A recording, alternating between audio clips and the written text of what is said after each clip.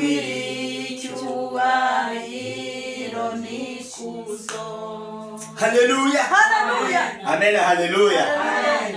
No muri uyu mwaka Imana yakuneshereje Satani. Haleluya. No muri ibi bihe bitambutse Imana yakuneshereje nde? Satani. Kuko hari ibintu byinshi utarondora muri uyu mwaka byakugendagaho, byaguhigaga, ibyo wabonye n'ibyo utabonye. Ariko muri ndiravuga ngo Imana ni nziza, uri mwiza, wanesheje Satani. Ndatekereza ko buri wese afite ubuhamya bw'uko Imana yamunesheje nde? Satani. Haleluya. Imana yamaye amagambo nashatse kuvuga kuri Rusi mu magambo make cyane. Imana ishimwe ko hari umuntu witwa Rusi. Yesu ashimwe cyane. Iri ni ijambo maze iminsi ririkunzamo cyane. Risa nka message yo kubwira abantu. Message yo kubwira abantu. Imana yaraturinze. Turi mu mugoroba wo gusoza umwaka. Haleluya. Twinjira mu wundi mwaka 2026. Ariko iri jambo ngiye kuvuga none Imana ikomeza kurinjiramo, rikomeza kuza. Uyu mwaka tugiye kwinjiramo ariwo nise umwaka wo kwiyegurira Imana jewe, kwiyegurira Imana no gusabira abandi. Yesu ashimwe cyane. Ngona turi mu isi y'iterambere, ariko uko iterambere rizamuka niko abantu barushaho kuva mu bwiza bw'Imana, kandi niko isi ikomeza guhura n'ibibazo by'intambara n'amakimbirane n'ibindi byose bijyaniranye n'imirimo ya Satani. Kuko Satani yibanda ahantu hari ubutunzi, yibanda ahantu hari ibintu, yibanda ahantu hari abantu bafite umunezero bishimye. Niyo mpamvu Imana yamaye message amagambo avuga ngo dukwiye kwiyegurira Imana. Haleluya. No gusabira iki? Abandi. Haleluya.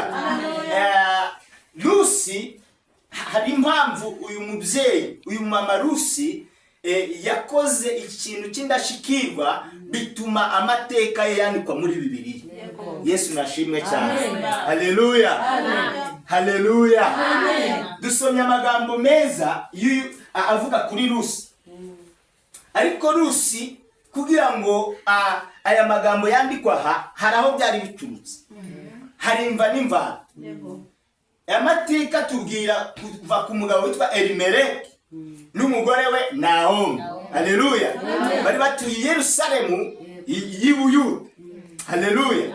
None yari n'umuntu ukomeye, yari n'umuntu natunze. Ngo ariko igihe kiragera ibintu birahinduka. Ibintu bigira ute?